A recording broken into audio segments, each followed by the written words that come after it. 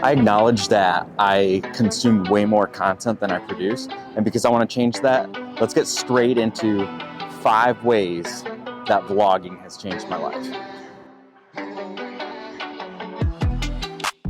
There are many components that go into vlogging besides getting in front of a camera and being able to do so while writing a one-reel. You have obviously the recording, planning of shots, the lighting, the framing, and then with all of that comes the editing, which consists of the sound design, sound effects, music. There's the pacing, color corrections, overlays, different graphics, all these kinds of things, all of which I'm actively trying to improve on. And then of course there's the storytelling, the writing, and these are just some arbitrary skills. It doesn't have to be just that, what it pertains to vlogging. The reality is I've acquired other skills such as, speaking in front of people, being myself in a public area, and being okay with looking like an idiot while there's other people walking around, some also recording. Similarly to how one might invest money in certain things, right? And it gains compound interest over time. Same thing could be said about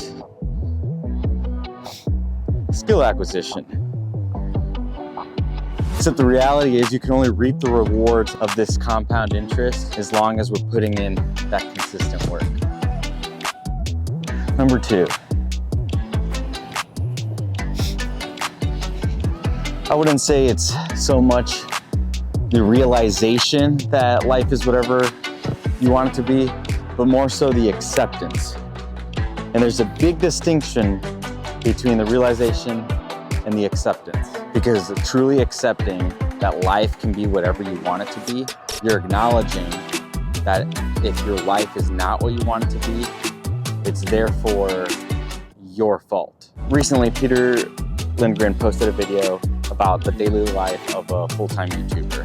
And at first you think it's gonna be this big, glamorous thing, and it's not. It's the mundane. The whole point of the video essentially kind of slapped all these dreamers in the face saying, hey, it's just some ordinary guy doing extraordinary things, but why does it have to be extraordinary? The whole point was that anybody could do it, regardless of who you are.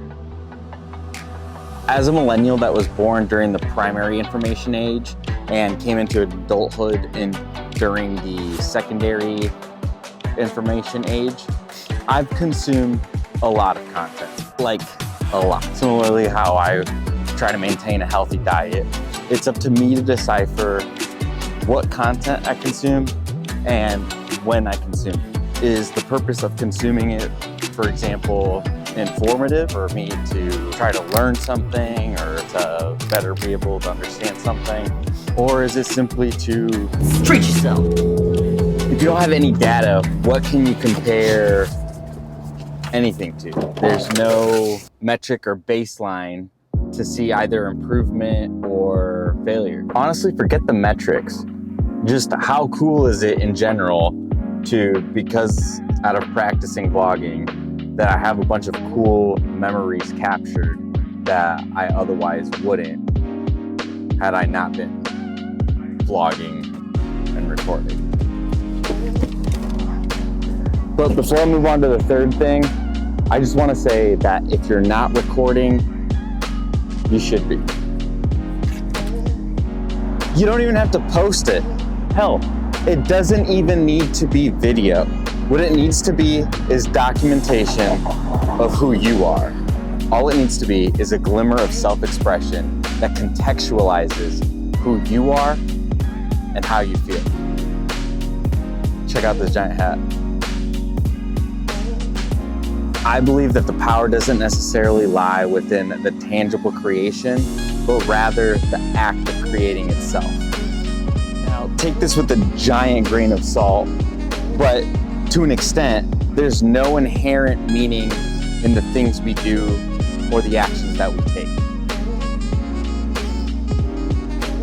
Actions precede thoughts, and the more I began talking about loving myself, the more it happened. I not only began to love the process of getting to know myself, but in doing so, I began to truly accept who I am for who I am, and I've gained to love myself.